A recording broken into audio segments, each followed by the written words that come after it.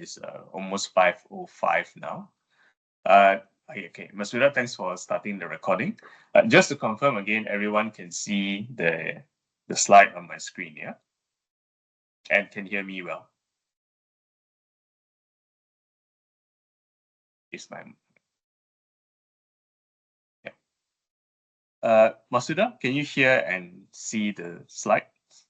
Yes, yeah, can hear and see the slide. Okay, right. So I see some of you on the call now. Thanks for coming for this preview of the MSDM, the Masters in Sustainable Development Management.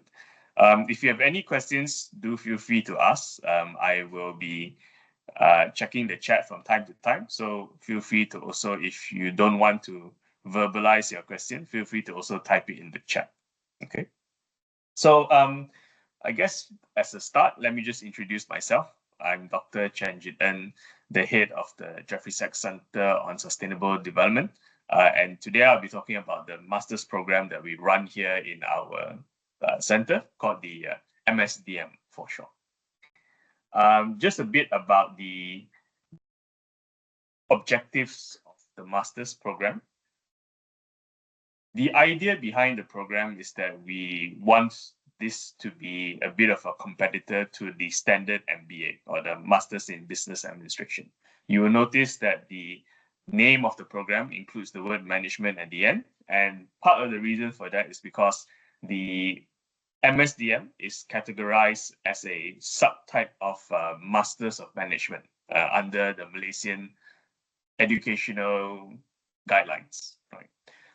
What that means in practice is that we aim to have a core of subjects, and you will see later, that qualify you in terms of managerial skill sets. But then we have the electives or the optional subjects, primarily being scientific-based or science-based subjects, with the aim being that, yes, you get a core education in sort of the managerial type information, that obviously within each subject, we will also prioritize the sustainability aspects of finance, of economics. But that's the core. The elective subjects will have a bit more of the science-based subjects. And the logic behind here is that we want to make sure that the graduates of the program are able to recognize the nuances and the scientific basis of a lot of the things that are coming through the pipeline with regards to, shall we say, regulations or reporting related to the green or ESG or carbon emissions related regulations. So the idea here is that we want to make sure our graduates know what is behind the various regulatory rules that are coming down from both Bursa or from Bank Negara that are related to ESG or carbon emissions or other such green initiatives. Okay. So I've mentioned that I'm the head of the center. Just to point out that we do have Professor Jeffrey Sachs, the namesake Jeffrey Sachs Center. He is not based in Malaysia, just to be clear on that. He is still based in America, in New York City, but he comes and visits us once every 6 months or so. In fact, the next time he'll be here will be in about a month's time, I think, sometime in the September or October, right? And the last time he was here was sometime in April or May, if I'm not mistaken in my memory. So he comes here for a few days, gives some lectures in person, and this is the opportunity for students to be able to get some face-to-face time with him, because he gives a special lecture for the students of the program. And usually we try to have quite a substantial Q&A session with him. Given the fact that he's very busy, this is an opportunity for you to have some interaction with the man himself, right? I just want to also point out, I have Senior Professor Agamutu Prayatambi. He is a waste management expert. So myself, I'm a plant scientist by training. So as you can see between me and him, we cover the sort of the biological aspects of sustainability, as well as the waste management aspects of sustainability. Now, the rest of the team, we are made up of Tan Sri Professor Nurul Aino. Now, she has a very distinguished background in the civil service. She's retired now, and she works for us, but she used to be the Secretary General of three pretty important ministries. Right? So she was the Sec Gen of the Ministry of Women and Family Development, and then of MOSTI, which is the Ministry of Science and Technology. And then she retired as the Sec Gen of the Ministry of Higher Education. So three government ministries that are very relevant with regards to the question of SDGs, in terms of what is it that actually happens behind the scenes when you say a government wishes to implement certain policies. So this is the person to ask. She teaches in a subject known as Introduction to Sustainable Development, which I'll mention afterwards in a second. Okay, and then we have Kiat Ho, Dr. Kiat Ho. He is a engineer by training, specializing in the design of batteries. Right, so that is his subsection or subspecialty. We have Dr. Sharari. So she is in remote sensing and land development. So she works a lot with satellite images and how do you determine from remote data, from drone data, from airborne images, what is changing on the ground. Right? So she works on land management effectively. And then we have Dr. Abu. So his specialty is in finance, specifically microfinance and Islamic finance. Right? So we have this financial expert here with us. And then finally, we have Dr. Sarah Vijay Singha. So she's on the sociology side of things. So she works on the area of tourism and decolonization of the curriculum. So we have, as you can see, quite a spread of individuals from sociology to finance to land management, engineering, and the government itself, governance of nations. So these are the core people who make up the academics of the Jeffrey Sachs Center, together with myself, Professor Agamutu, and Professor Jeffrey Sachs. Now, we do have visiting adjuncts, so just to mention some of them. We have Professor David Gaviu here. Now, he is actually not to say a forestry expert, but his expertise is in forest fires and deforestation. Right? So he uses satellite data to track the amount of emissions that is being released when but significant chunks of the forest in Indonesia are on fire, for example. And then we have Dr. Lim Jia. So she is actually she's actually based in the university in China.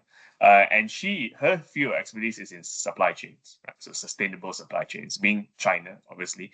How do you get things in and out of China with as little carbon emissions as possible? Right. Now with the trade war, things might be a bit different, but that's the area that I think some students would be interested in terms of how would you cut your scope 3 emissions, for those of you who know what that is, right? And then we have Dr. Emiliano Bosio. So he is based in the university in Tokyo, not University of Tokyo, but University in Tokyo. And his expertise is on global citizenship. So this idea of what happens in a world where you have ever rising nationalism. We used to have a more open world in terms of free movement of people. Now, what happens when this idea of global citizenship is on decline? What are the impacts of that on our societies? Those are the adjunct professors in the JSC. So they are from external universities and they help teach in the MSDM. Here we have a list of professors who are in Sunway University. They're not in the Jeffrey Sachs Center itself, but they help teach subjects in our program.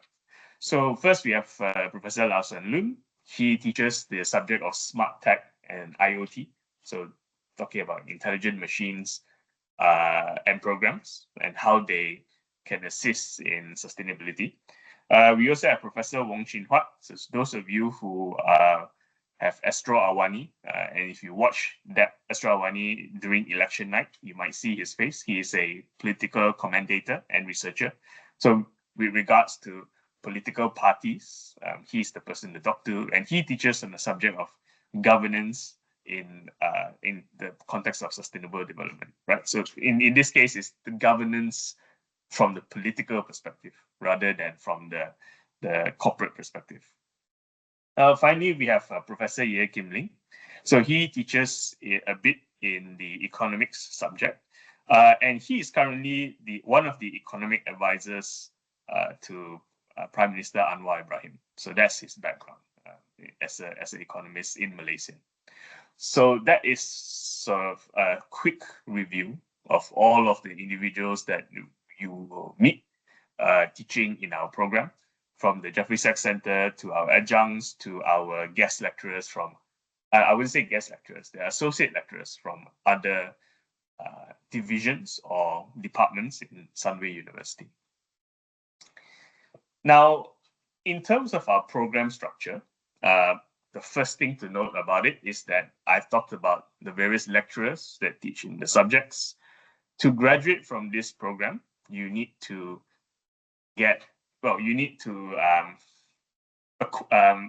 accumulate 42 credit hours. And the way that it's divided is by, you need to take 14 subjects. Each subject is worth 3 credits. 7 of these subjects are core subjects that all of you will take. And then you have 3 research subjects. Again, all of you will take these 3 research subjects. And then finally, 4 electives. It says choose from 7. Apologize for that. That will choose from 6 now. In terms of the study length, there's this statement here, minimum study length. I want to just point out to all of you, this 12 months is actually the quote-unquote standard length for the masters. Now, we do have a maximum length of 3 years. So what that means in our program is that all students are enrolled as full-time students officially. It is ideal for you to complete in 1 year, but the vast majority of our students take longer than that. I think on average, most students complete in 1.5 years' time, and that's completely fine. You have up to 3 years to complete everything. I wouldn't recommend 3 years because that's quite long. I would say a good time to aim for completion would be between 1 year, 3 months to 1 year, 9 months, if you're somewhere in between. Okay, this is especially if you're a working adult. However, if you are an individual that is taking this truly full-time, in other words, we do have some students that are focusing 100% on their studies. Now, those people, I think you can finish in 1 year, no problem. All right, so that's the structure of the program as it were. Now, for this year, we will only have the September intake remaining, September 2026, and I would encourage you to try to apply for that for various reasons. One is next year, there will be a bit of a revamp of the MSDM, so we're not sure which intake we would have next year. So ideally, for you guys who are on the call now, I would highly recommend, we are still in time to join our program for the September intake. All right. Now, I mentioned about the 7 core subjects. You can see them here on the left. And what you will see is that the majority of these subjects are, shall we say, business or management focus, right? So you have corporate sustainability strategies, finance, economics, social entrepreneurship, and sustainable management operations, for example. SMO, this will be where your supply chain subject will be put under, right? And then you have this general subject, the Global Foundation subject, Introduction to Sustainable Development. That's just a general overview of the Sustainable Development Goals and a few other subjects like leadership, for example. And then you have one core science subject, which is the Earth Climate System subject. That will be taught by myself. So the idea here is that we want to make sure that you have a understanding, in this case, of climate and climate change, because at this point, the main driver for a lot of these sustainability initiatives is fundamentally related to climate change, as it were. There are many kinds of sustainability, just to point out. Climate change is not the only one, but it is the main one that's driving a lot of things at the moment. So that is a core subject. The rest of these subjects are more business-based, and then you have the introduction to sustainable development as a concept. So these are the core subjects. Then if you look on the right here, you see that there are elective subjects, 6 elective subjects. You will see that they are quite different from the core subjects. They are very science-based, things like energy systems, smart tech, agriculture. They are meant to give you a grounding in the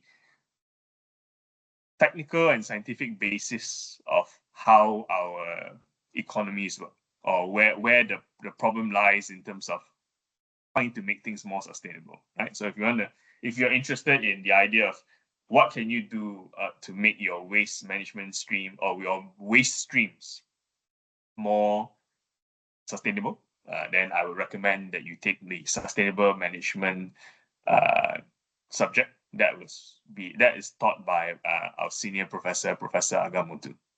Okay. Down here, you see that I have the 3 research subjects. Now, the way this works is that they are core subjects in the sense that you have to take all 3, right? So you have 10 subjects that you have to take by definition, and you have to pass them, obviously. Now, research methods is the subject that you take where we teach you about the concept of what is the scientific theory, right? What are the differences in different statistical concepts? Some of you, this might be very familiar to you if you're working with numbers. Then bear with us. This will be a slightly easier subject for you. But bear in mind that a lot of our students may not have done any maths or statistics since high school or university. So this is a refresher course for them in terms of the skill set and the knowledge that they need to go into research project 1. So research project 1 is the subject where we tell students, now you need to craft your own project, research project. You need to find a supervisor, and we will help you with that, who will be able to guide you personally in research project 2. Okay, so you find a supervisor, you create a research project proposal for a mini thesis, right, that you will then implement in research project 2. So let me repeat myself. In research methods, you learn about the concept of doing research. In research project 1, you then put together your research plan or your research proposal, okay, that you will implement in research project 2, where you carry out the research and you analyze the data, and then you summarize it in a thesis, a mini thesis, I should say. Okay. So for example, in research project 1, you will be taught, research tools like software, NVivo and SPSS. But the theory, the statistical theory of how to use these tools, that you should be taught in research methods, which is the subject before that. So one key thing about what I've just mentioned here is that most of these subjects can be taken in any order, except for the research subjects. So the research subjects must be taken in a specific order. Research methods first, then research project 1, then research project 2. Now I see some questions are popping up in chat, so I think I'll stop at this slide first, and then I'll clear some questions. Does anybody would like to ask any questions before I start reading the chat? Any comments? Anyone would like to turn on your mic? Okay, if not, let me start with the first question. Are research projects expected to be completed within 1 block? So our answer is no, and I'll explain that in the next slide. Okay, so hold on to your horses. I'll explain timing in a second. Karen, what's usually the bottleneck to complete within year 1 and needing the extension? For research project, we will need to present upon completion. Yes, so let me answer the first question. The bottleneck for completion within year 1 is fundamentally a lack of time during your weekends. And I will talk about this in a few slides' time. What I mean by that is that ideally, if you finish in 1 year, you will take all subjects within the year. However, if you do so, your weekends will be completely packed because we have the vast majority of our classes on Saturday and Sunday. Right? Some classes will be on the weekdays after hours. So, after working hours, after 6 p.m. But those are quite rare, right? If you are a full-time student, a true full-time student, what you have is an inverted week, which is that your weekdays are quite free, or almost 100% free, but your weekends are completely packed for 1 whole year. Okay, so that I would say that is the bottleneck. That's why some people, because if you're working, you probably need the breather in between some of these more intense sessions. And we'll talk about that in a second. I'll give you the more detailed timetable of what it looks like. Yeah. For the research project, where we need to present upon completion, it's not that you need to present, but you will need to make a video presentation, right? So yes, the answer is you will need to present, but it won't be a live presentation. It will be a video presentation of your work. Yes. All right. So let me answer some of these questions first. How do we structure in the yearly manner our subjects? So the first thing I want to explain to all of you is this semester and block distinction. The way we run the program is that we have 3 semesters in a year, each divided into 2 blocks, right? So if you look on the column on the left here, you will see that there are 3 semesters of equal length, and each of these has 2 blocks inside. So if you think about January to February, for example, that's 2 months, followed by March and April, that's another 2 months, that's block 1 and 2, all the way down to December, October, December, which is block 6. Okay, so that's how we structure the year.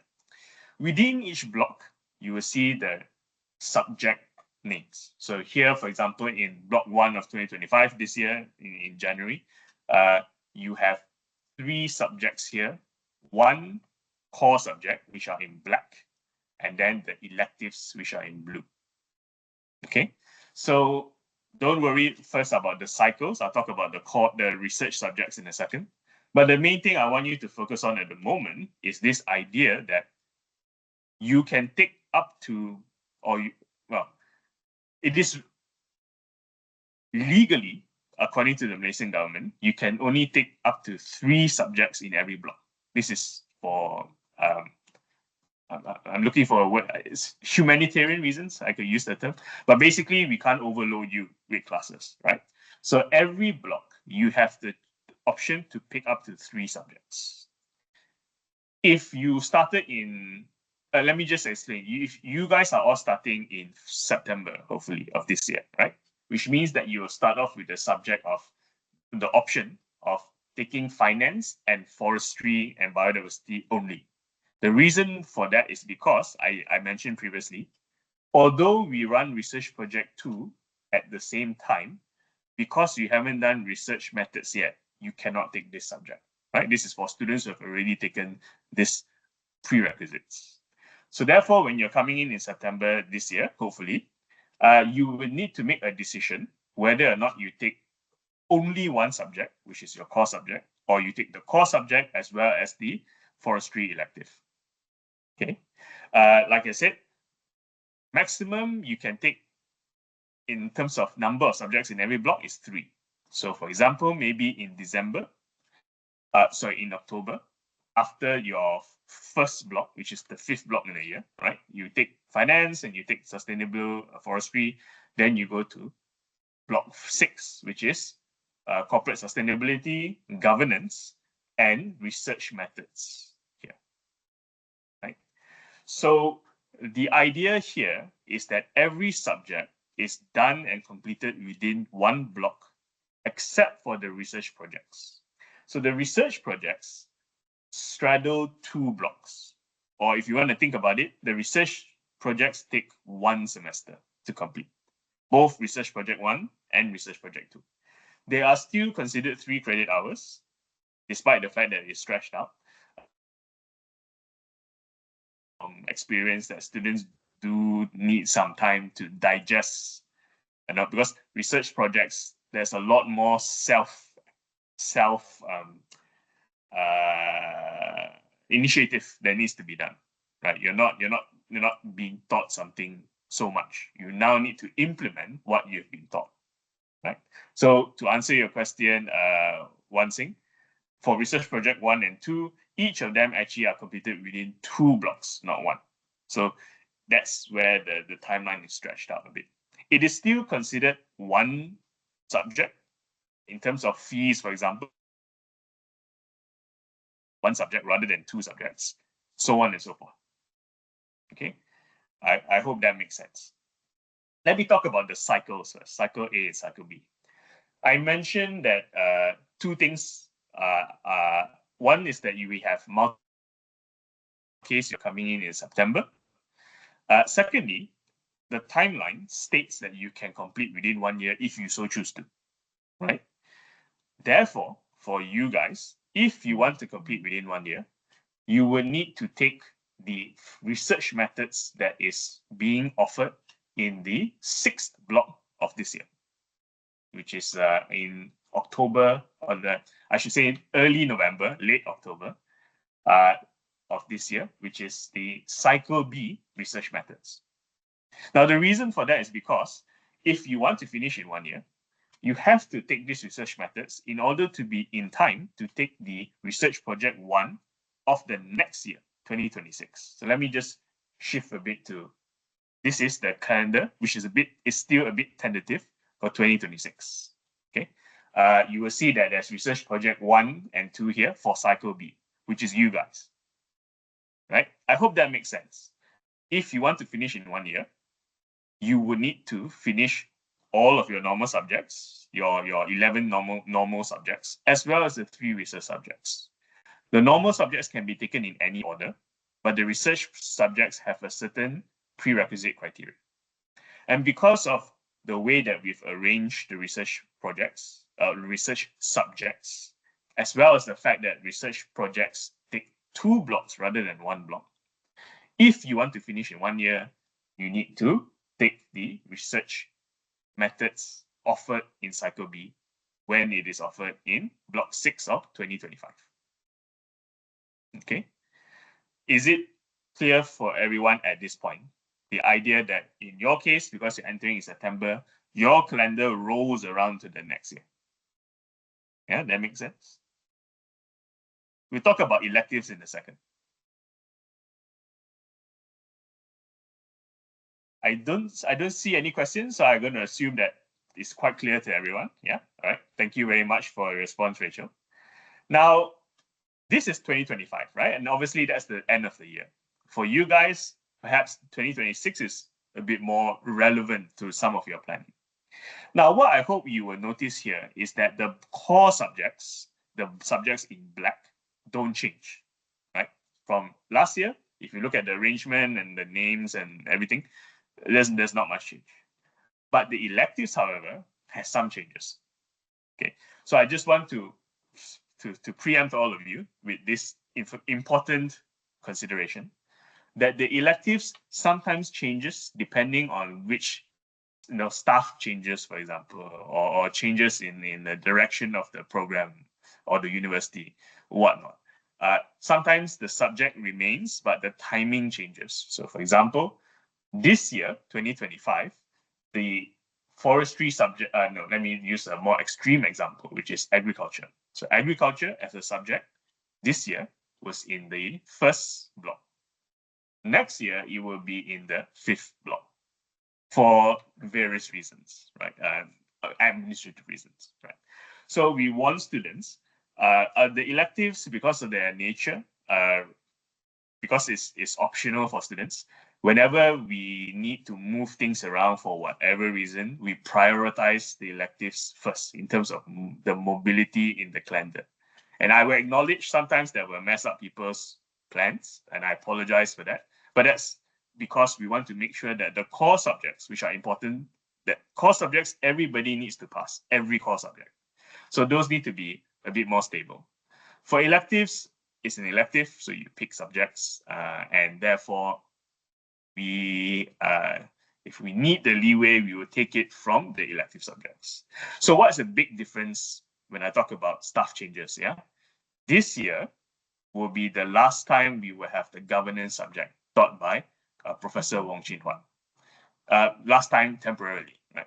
Next year, we will not have the governance subject, but we will have a new subject called sustainable urban practices. Now, sustainable urban practices, you notice, also stretches across the block system. That's just a unique situation for this particular elective subject. But I want to point out that this is an example of what changes that can happen, right? So I hope that it's not too confusing. But we will ensure that we have some, we still have the options for students. We acknowledge that the electives can change in and out. So if you have a favorite elective that you want to take, don't wait too long. Take them as soon as you can. That's sort of my advice to you, right? The core subjects are pretty much stable because of the nature of the requirements that we have, unless there's some very big changes that we need to implement. Okay. Now, any questions about this before I move on? I see some more questions in a second, and I'll answer them. Let me just answer Eunice's question first, because that's directly related. So what's the difference between governance and urban electives? So governance is taught by Professor Wong Chin Hua, who is a political scientist. So when he's talking about governance, he's talking not about governing a town, but in terms of how do you implement policies at the political level, and what are the impacts of different kinds of political systems on sustainability. So things like, he talks about things like, for example, would it be better for Malaysian government to have proportional representation in elections rather than having first past the post? First past the post being whichever person who gets the most votes wins, although they have far less than the majority of the votes in a seat. It's a bit nuanced, but the point here that we're trying to make is that this is a subject that talks about the impact of political systems on the ability for nations or institutions to implement sustainable development. So that's governance. Now, urban development is referring to sustainable urban practices, is referring to the idea of what can you do in an urban environment in a city to make things more sustainable. So we will talk about, sustainable building practices or sustainable transportation. Right? How would you theoretically design a city to have less emissions per person? Obviously, the absolute amount of emissions of a city will still always be higher than a rural area, but on average per person, you could make certain decisions to reduce the amount of emissions in the urban environment. So that's not governance per se. Obviously, there will be you will involve the need for local governments, but really this is more about the architecture or the engineering or the town planning of cities, not so much the higher level political organization of your nation. So I hope that makes sense, Eunice, on that difference. Yeah. Now, can we take more than 4 elective subjects? So unfortunately, the answer is no. This is not my decision. I personally, I'm being recorded here, so I can't be too detailed about this. But let's just say that if you want to sit in for additional classes, that's possible. But officially, you can only take 4 electives. Yeah, officially, you can only take 4 electives. There is a way for you to take more electives officially, but that involves more payment. It's Sunway University. And I can talk about that detail if you're still interested, maybe later on, after I complete most of this. Yeah, it involves this idea of micro-credentials. But yes, so the straightforward answer is you can't officially take more than 4 electives unless we do something else later on, which is a micro-credential system. Yeah. Now, about the passing mark, I have a slide for this, but the passing mark, I'll just tell you now, is 60%. So if you're an undergraduate, your passing mark is 40% normally, but now as a postgraduate, your passing mark is 60%. Now, on top of that, there's maybe I don't want to go into the details yet, but there are certain criteria that you need to pass as well. So it's not just a simple 60%. I'll talk about this in my other slides so that I have my material there to explain. Now, one thing, why is the urban subject taking longer than the rest of the subject? That is a very good question. So the reason why the urban subject is taking longer than the other subjects is because the urban subject is going to be taught by a lecturer from another university called Professor Enda Murphy. So he is actually based in Dublin, UC Dublin. And because of his schedule and the fact that he'll be doing it mainly remote teaching, the local lecturer here will be Sherlina. But Sherlina is more of a junior lecturer, I would say. So the senior lecturer is Enda Murphy. We are testing out this idea that we can get a senior lecturer from another university as part of our education network to teach a program that is highly in demand. So let me just explain that in Sunway University, we actually don't have an expert in urban development, which is a bit odd given the fact that Sunway Corporation prides itself in township development, right? However, because there's a lot of demand from students to have this subject, I actually got a petition actually from about 20 students asking for this subject. This is sort of the compromise. So I don't have an expert in Sunway University that I can assign to this subject, but it is high in demand. The only person I can get on short notice is this person from overseas. So we have to make some concessions to this individual. Yeah, that's basic. It's not that there's more subjects. There's still 3 credit hours, so the material is stretched out. It takes a bit longer. But it's still within 1 semester, right? So we are not stretching beyond the semester limit. I hope that answer makes sense. It's a more of it's an operational answer. There's nothing special in terms of the subject matter. Okay. Yeah. So I guess let me just move on to the next topic. I think I've answered all the questions. Now, delivery mode. That's the big thing that people do ask quite a bit about. You will note that in the material that we advertise for the MSDM, we mentioned that there is an ODL and a conventional mode, right? To be clear to all of you, these are 2 teaching modes, and they're technically 2 programs, 2 different programs that the JSC teaches simultaneously. So what that means is that we actually will ask you at the start of your enrollment, which program do you want to enroll in? In terms of their teaching, in terms of their, I should say, the curriculum, they are the same. We run it the same. In terms of the cost, they're also the same.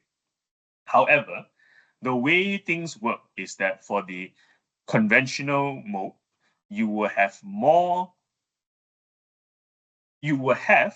compulsory face-to-face classes. And I'll talk about the compulsoriness in a second, right?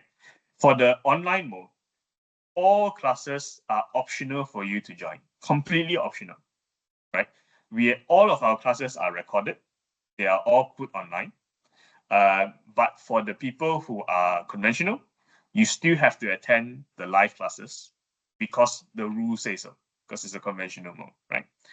If you are signed up as the ODL student, you can still turn up for live classes whenever you want, if you are free. But if you cannot, you just watch the online recording of the lectures. So why do we have both of this, right? Let me just explain in terms of this chart here. Yeah. So traditional teaching, the way that normally we run conventional programs is that we have live classes that are face-to-face, right? For ODL, the main mode of education is that it is online and pre-recorded. So we are effectively, as a center, we run both programs, in effect running it as a hybrid program, right? So you have the ODL and then you have the conventional. Now, I have this table up here that talks about what you need to join when we organize classes. And let me just go through slowly with you so that it's clear. Yeah? If you're a conventional student, when we have face-to-face classes, it is compulsory for you to attend.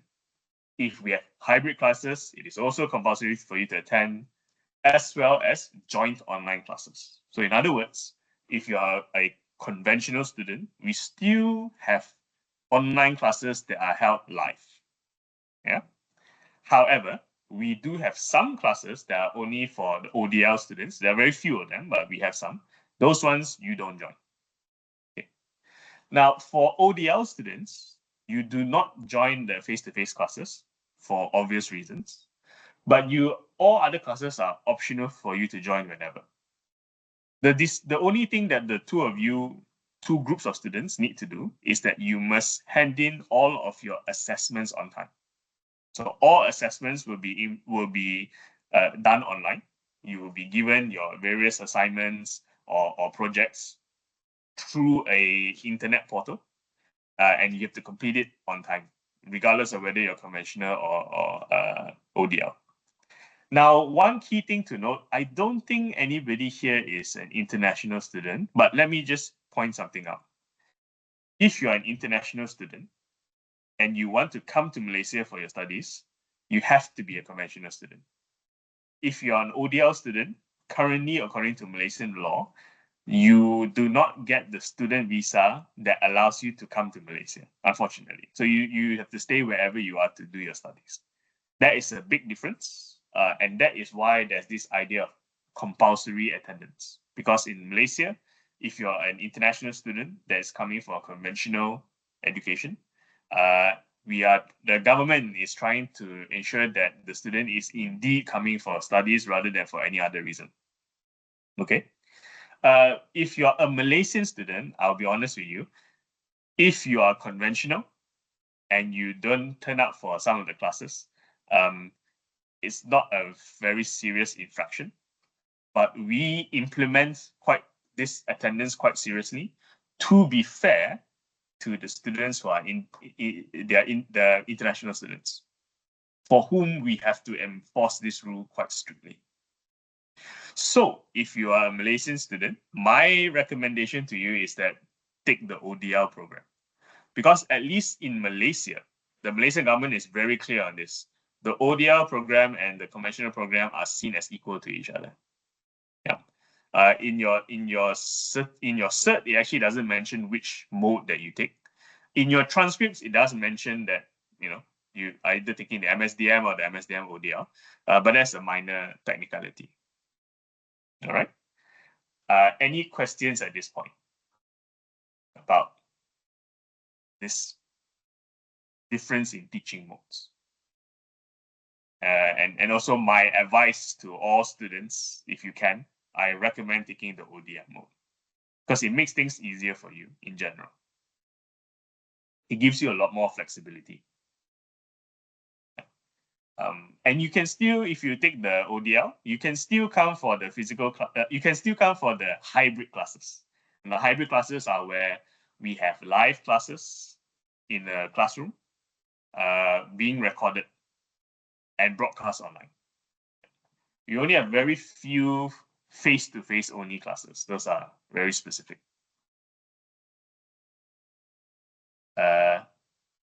Okay, so if we take ODL, we can't join face-to-face. Just to point out, the majority of the face-to-face classes are actually hybrid classes, which you can join. So ODL students can join the hybrid classes. The reason why there's such a thing as face-to-face classes is because sometimes, for some subject, the lecturers split the students into face-to-face only and ODL only students. So the reason for that is I will explain in my next slide. All right. So Karen and Rachel, let me explain this distinction now in my next slide. Okay. So what you're seeing here, for some reason, my title seems to have disappeared. Okay. So what you're seeing here is actually the class schedule for block 3. I'm sorry, the title went missing. This is for block 3 of this year. So it already happened. But the reason I showed this to you is to give you an overview of what classes look like in terms of the scheduling. Now, firstly, the thing that you should note is I mentioned in every, we run things by blocks. Within each blocks is roughly 7 weeks of classes, right? So you can see week 0 here, that's the break, 1 to 7. Okay, week 8 is the break. Within each block, we divide most of the classes into Saturday and Sundays. So you have the, you guys can see my mouse, right? Can I just confirm that the mouse is visible? Yeah, so I'm going to use the mouse to point. Yeah. So Saturdays, Sundays. Each day is divided into morning, afternoon, and evening. So I refer to this as slots, teaching slots. Each teaching slot is worth 2 hours of teaching. So it's 2 hours plus 15-minute break. That's why you have this slightly odd timing at the top here. Okay, morning, afternoon, evening. What you see here is that the different colors represent the different subjects. So in this case, I mentioned this is block 3. So if I go back up to my schedule, block 3 for 2025 is social entrepreneurship, energy, and research project 1 and 2. These are different cycles, right? Just to point out, if you are taking one of the research subjects, you obviously cannot take any other research subject by definition. Yeah. Okay. So again, block 3, you have social entrepreneurship, energy, research project 1 and 2. So in this calendar, you have social, which is indicated by red, color red, energy, color green, RP1, color blue, RP2, color purple. Right. So we organize our classes so that there are no clashes. So students can take any combination, so to speak. Yeah. Except obviously, you can't take RP1 and RP2 at the same time.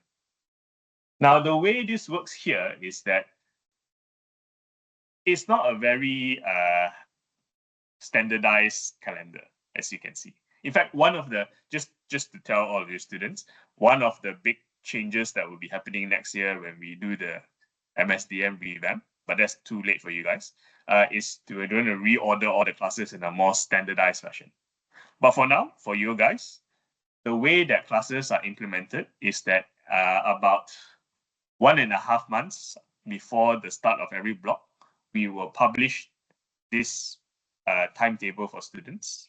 Because unfortunately, due to various reasons, we have to arrange our classes depending on where the requirements or the availability is present. So to give you an example, we can't always plan a standardized calendar because sometimes we have holidays, right? Like Hari Raya Haji sitting in here. Yeah. So we plan out the classes in such a way that students are aware of the noise or the differences in the different classes. And this is where I want to talk about this idea of the joint online, the face-to-face or the online only classes, right? My example is the workshops for RP1. So just now you have a question, if we take ODL, then we can't join face-to-face. For the vast majority of our classes, you will see they're all hybrid, right? I hope you see they're all hybrid, or they are joint online. In other words, if it's hybrid, it's in person. If you're ODL, please come for the face-to-face, for the hybrid class in person if you want. But you have the option of watching it online or watching it later because we record all sessions. If we have a joint online class, the conventional students, you join online, right? Straightforward. Now, the difficulty here is when we run things like workshops. So this is a NVivo. NVivo is a program that is related to statistics, right? Qualitative statistical analysis.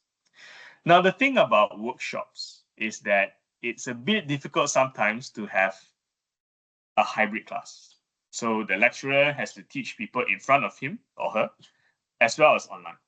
And we found from experience that for certain kinds of classes, it's actually a bad idea to have it hybrid or joint online, right? Which means that sometimes we will have classes that are ODL online only to cater for the ODL students, or face-to-face only. And therefore, we would say whichever mode that you join, joined the correct mode. So this is not common. It's done for specific classes where the lecturers feel that they should split the class. I hope that makes sense to everyone to answer that question. So all of you, ODL and conventional, you share the same calendar. You share the same calendar. If you see the word hybrid or you see the word join online, all of you study together. If you see the word only, either online only or face-to-face, I guess I need to add the word face-to-face only in class, then that is the specific student. So for example, in this case, just teaching students how to use a software is something that we have learned through trial and error. It's better to split the students online and face-to-face. Because otherwise the attention of the lecturer, I'll be honest with you, if when that happens in those environments, lecturer tends to favor the face-to-face student over the ODL student. And that's something that we have noted. So on that note, we do have some lecturers who say that even for their tutorials, they have issues. So for their tutorials, they prefer to split the classes. So one example of that is Professor Sherari. She will be teaching the subject of sustainable forestry and biodiversity together with me, right? You will see that this is the schedule for block 5. So if you guys sign up for September, this is the actual current calendar that you will undertake, right? As I said, I recommend that you take finance, the subject, as well as the elective, sustainable forestry and biodiversity. Now, you will see that for finance, all of your classes are split. The lecturer, the Professor Dr. Abu, has felt from his experience that for him, it is easier for him to teach his material twice to the face-to-face and ODL student. And I've allowed the lecturer to do that because that is what he deems that is the best way to teach his subject. For me, you will see that I tend to teach hybrid and join online. That means I teach in physically. I will invite all students to join in person if they can. And then I will have my tutorials online. So my lectures are hybrid, my tutorials are online. But my co-workers, they prefer to split their classes, so on and so forth. Right? So it really depends on the subject and the lecturer of the subject, how we arrange the classes. This will be, it may sound a bit confusing now, but I promise you it gets better once you join the program and you get used to that. Once you go through you will see that the names of the lecturers do appear multiple times because we do teach different subjects. I teach Earth Climate Science as well as biodiversity. So you'll get an understanding of the different styles of teaching that we implement. All right. So based on my experience, what's the average size of the face-to-face class and for the ODL? So in a year, our average intake is about 45 students in a year, split quite evenly between face-to-face and ODL. Now, why do I use the term in a year? Because depending on the intake, the ratio can swing quite a bit. So for example, in this upcoming semester, the ratio for face-to-face is the conventional is a bit high than normal. On average, the ratio will be 50-50. If you're ODL, how available are the professors in terms of fielding questions during lectures? Is that during tutorial or office hours? So Rachel, just to explain your question about the professors fielding questions during lectures. Now, this is a funny thing I need to explain to you. According to the Malaysian government, we are not supposed to answer too many questions during the lectures because they're supposed to be answered during the tutorial. This is a bit of a funny, it's a bit of a weird rule. But so actually, in practice, lecturers will answer questions during the lecture, no problem. You just have to type in your question or verbalize your questions, especially during the break. So the compromise that we have implemented, you notice I said there's a 15-minute break within each slot, right? If you look at my calendar again, there is a 2 hours, 15 minutes for each slot. That 15 minutes is the toilet break as well as a Q&A break. So during the 1 hour, normally we recommend that you don't interrupt the lecturer. And it's not because of our opinion, it's because of Malaysian government rules. But during the 15 minutes, feel free to ask questions, right? Or ask during the tutorial. That's also the other option. During office hours, I think that would be more if you are sending emails. I think that's completely fine. But live during office hours, that really depends. Does Sunway provide support to students postgrad for careers, industry placements in sustainability? So the way that the support is provided is, one, we do have internal events where we invite the alumni of the MSDM to interact with our current students. We have quite a bit of alumni now. We have about 180 graduates. And we have some alumni that are quite active. So from that networking, I guess that's one way we try to encourage placements, because we do have alumni that actually ask us to distribute job placements. That happens. Also, then we have the graduate center that runs sort of the university level, shall we say, job industrial fairs. But that's sort of at university level, right? But to answer your specific question, placements in sustainability, no, we don't. So we don't do placements actively as part of our curriculum. Yeah. Because that's more of a, I think you're thinking things like internships and stuff. I have to say though, me and my colleagues, we have organized some case-by-case internships for some students. So it has happened, but it is not part of our curriculum, so to speak. Okay. Any other questions?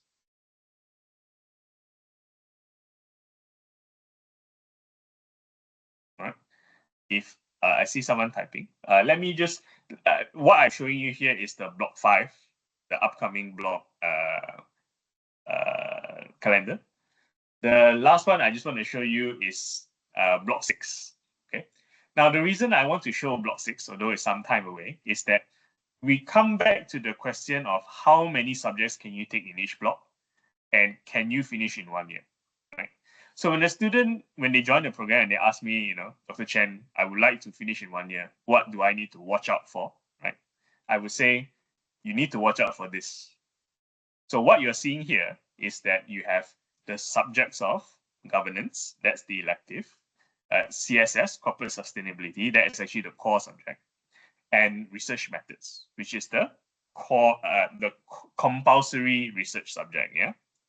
If you want to finish in 1 year, joining in September, you don't necessarily have to take governance because that's an elective. But if you do take governance, what I hope you see is that you are going to have every single day of your weekends for 7 weeks filled with classes.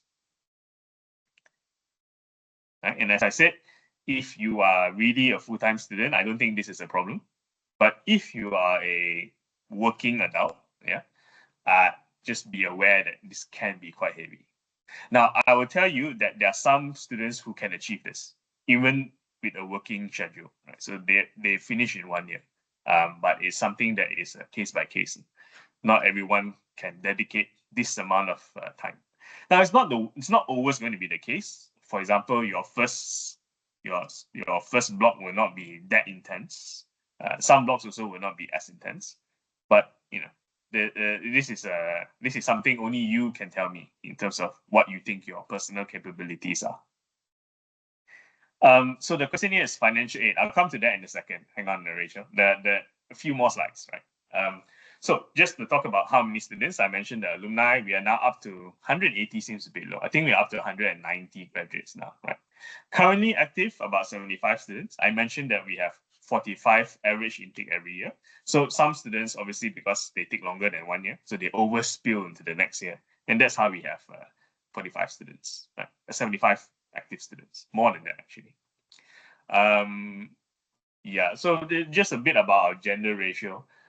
We tend to have a bit more females than males, statistically, right? But more importantly, we actually have more senior students in our program, right? So we don't have a majority of recent graduates joining our program. Most of the people who join our program actually already have careers, or they're progressing in their mid-career system, and they have joined our program for the next stage in their career development. The question, is there any way we can see the research focus of lecturers? We have a website, the Jeffrey Sachs Center website. Maswida, can you help me find the link? On that website, there should be subcategories for the who we are, and then if you click on that, you will see our research focus. I'm aware my own bios is on that site, so I hope all my colleagues also have their bios linked. Yeah, so Maswida will help me with that. She will put it in the chat. Right. Now, entry requirements. I won't go through the details with you, but the basic principle here that is fundamental is that you need to have a bachelor's degree. If you don't have a bachelor's degree, there is another route into the MSDM, but talk to me and Maswida about it because it's a bit more complicated, right? English is a requirement. So again, you need an IELTS or TOEFL, or if you're from a Malaysian university, we accept the Malaysian English test as well. But those are the two main requirements. Don't worry too much about your field of your bachelor's. That can be dealt with. So we are a sustainability management program. So we do have some leeway with regards to taking in students who are not in the quote unquote art stream, right? So we have students who are graduates in engineering, graduates in hard sciences that take our programs, and no problem with that. Yeah, and they do quite well as well. Now, in terms of the fees, so we're coming to the financial aid. I just want to explain first about the basic structure of the fees. As you can see here, the fees are implemented block by block, actually subject by subject. So the average subject on the subjects is charged at a rate of 3,900 per subject. Okay. If you take longer than 1 year, then you will be charged sort of in the future, right? So this what you are seeing here assumes that you will complete in 1 year. It also assumes that you take 3 subjects in block 2 and 3. That's just the maths of the situation. Yeah.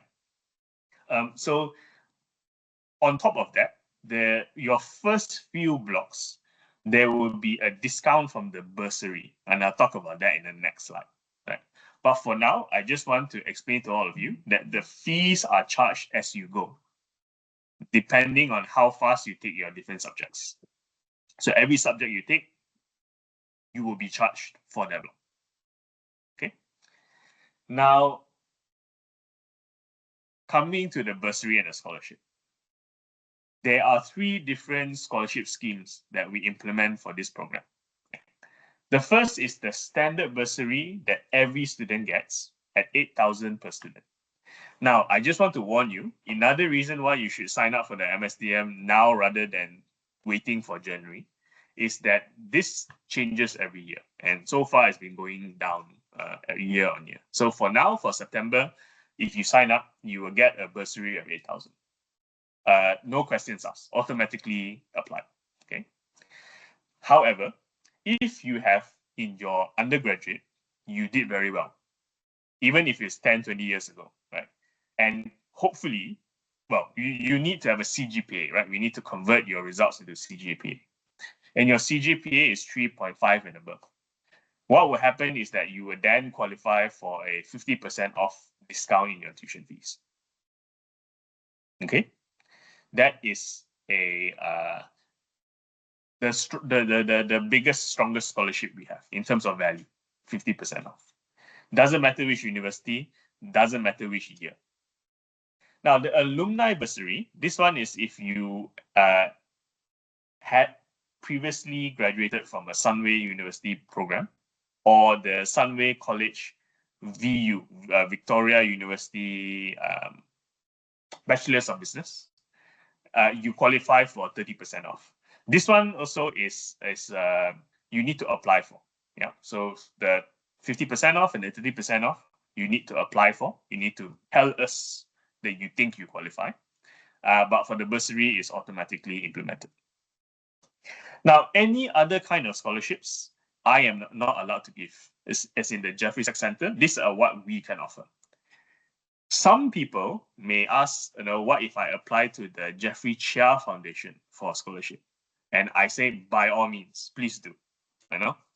I encourage you to do so, and good luck with that.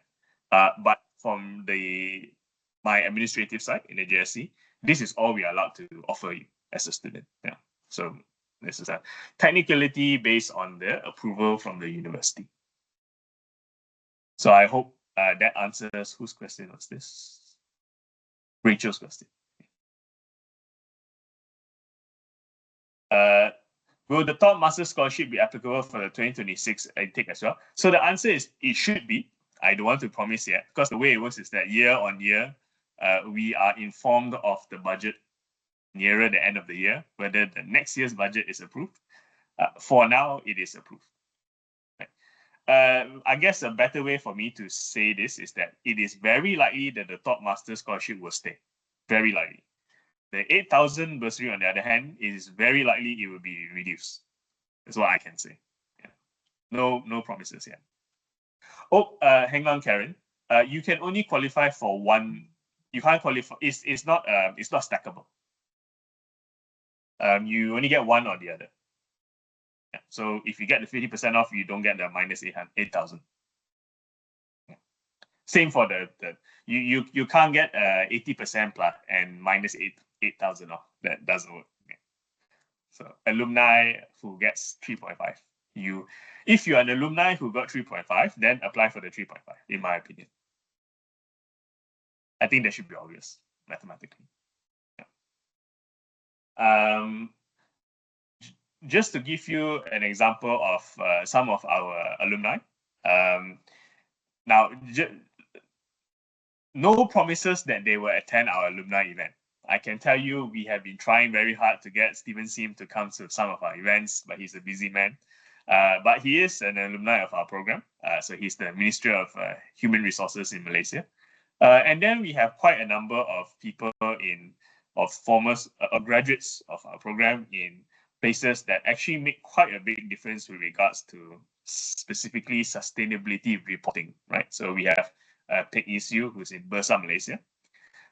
We also have people in corporate sector who have to implement such sustainable development actions. So February, who works in CIMB Bank, as well as Datuk Kwan. So he's one of our most senior students when he joined.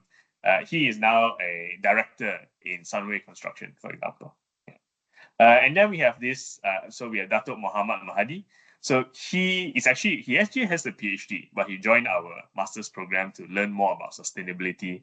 And he is involved in, I would describe the IMTGT, or the Indonesia, Malaysia, Thailand Growth Triangle, as a bit of a government-associated NGO, right? So we do have those kind of individuals who join our program as well.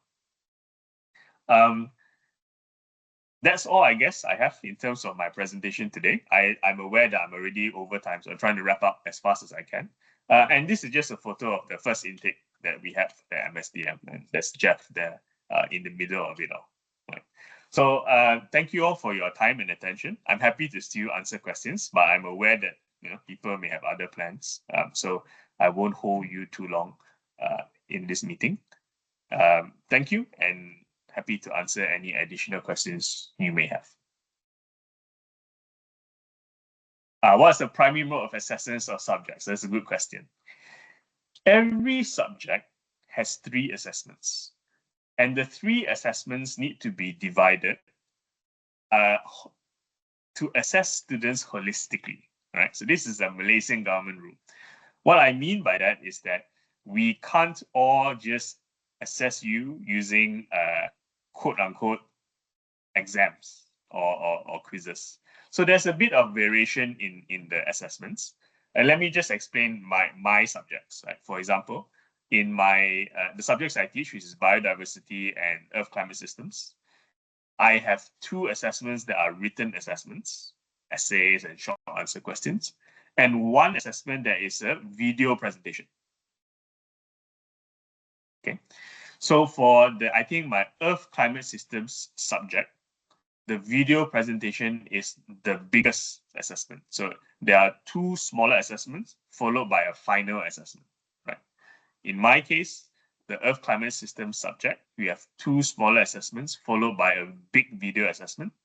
And then in the biodiversity subject, I have 1 written assessment, smaller one, a small video assessment, and then a large written assessment. Okay. Different subjects will have different types of assessment. So in the social entrepreneurship subject, we used to have a group assessment. In the corporate sustainability, there was a project assessment. So project assessment means I think it's a case study that student needed to write a report on. So what I'm trying to say is the primary mode of assessments, it will be a mix of different kinds of assessments, driven by the fact that we are regulatory wise, we have to test students in different ways. When is the deadline for applications in September? Maswuda, can you help me with that question? I don't know all the top, but I think it's going to be quite, if you're Malaysian, the deadline is quite late. If you are international students, we need your deadline to be much sooner. Yeah. What is the deadline for? Yeah. Okay. Just to confirm that the Thought Masters is this course waives academic cert validity. The Thought Masters scholarship for this course waives academic cert validity. Oh yes, Eunice. So yes, in the past it used to be that the validity was only 2 years prior to joining Sunway University. Now I have been told for this year that rule was changed. So yes, thanks for bringing that up. That's a good observation. You're right. In the website, they have not changed that wording. So this is for once a more consumer-friendly decision. Now the validity of the 50% discount, right? The 50% discount for CGPA of greater than 3.5 no longer has a validity limit of 2 years. Yeah. Okay. Karen, is there group work? Yes, Karen, there will be some subjects that have group work. I cannot remember off the top of my head, but I'm almost certain that one of them, the subjects that has group work, is social entrepreneurship. Yeah. It's not a very common mode of assessment for obvious reasons, but there are some. Again, because the Malaysian government says we must have some example of group work. Specifically in order to teach you interpersonal skills. Don't get me started on that. Yeah. But that's the situation we have. Now, is there a graduation ceremony for each batch and everyone to meet and celebrate? Definitely yes. So we have a graduation ceremony. I just want to point out, because of the modular system of our completion, some students graduate faster than others. So we have 2 graduations every year, but I cannot say that everybody in the batch graduates together because it depends on how fast you finish. I just want to point that out. Yeah. Okay, so Masuda has said 20th August for September intake. Yeah. Okay. I'm sure a few days later can still work, but yeah, try to hit the target, the deadline. Yeah. She'll be the person processing all of your applications. All right. Any other questions?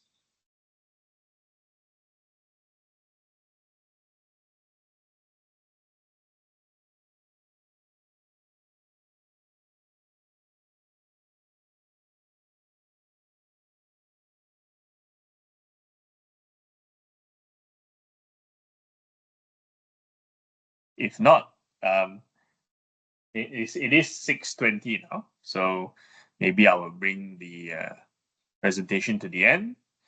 Thank you very much for your time. I hope to see all of you here in our next batch. And if you have any questions, feel free to email. Maybe I should put my email. Maswida, can you put your email down as well? So you can feel free to send us your email. I know some of you are probably going through, just to explain, some of you are probably going through international office or the admissions office. Keep to that line of contact. I know Sunway has multiple ways in which we admit students, but if you have any questions you'd like to ask, feel free to ask us. Okay. For myself, the more on the academic side, Maswida will answer what documents you need to send, what timing, that would be on Maswida. So. Okay. I see one question. What's the passing rate, or does anyone actually fail the course? So I will tell you that people do fail the course, but most of the time, the people who fail are the ones who don't hand in their assessments. So I'm not going to say that, if you hand in your assessments, most of the time, you are not at risk of failing. That's the best way I can describe it. If you don't hand in your assessments, there's nothing we can help you with. Yeah. Assessments on time. Yeah, that's the other thing. Hand in your assessments on time.